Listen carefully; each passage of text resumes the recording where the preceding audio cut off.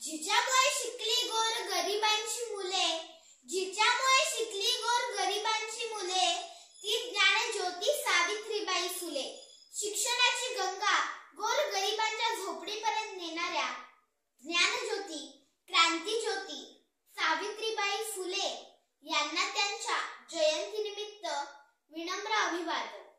उपस्थित गुरुजन व माझ्या मित्र-मैत्रिणींना नमस्कार.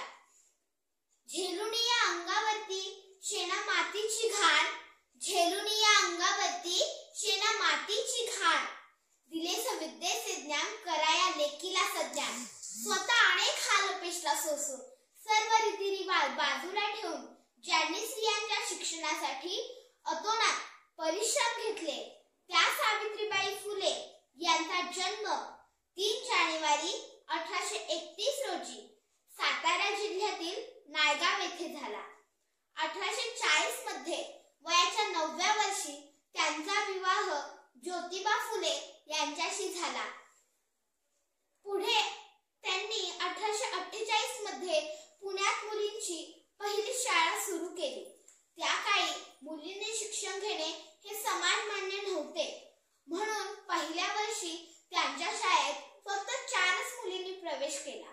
परंतु पुढे सावित्रीबाई फुले यांच्या प्रयत्नाने मुलींचे शिक्षणातील प्रमाण वाढले व याचा फायदा म्हणजेच आज मुली शिक्षणाच्या जोरावर सर्व क्षेत्रात भरारी घेत आहेत. सावित्रीबाई फुले यांना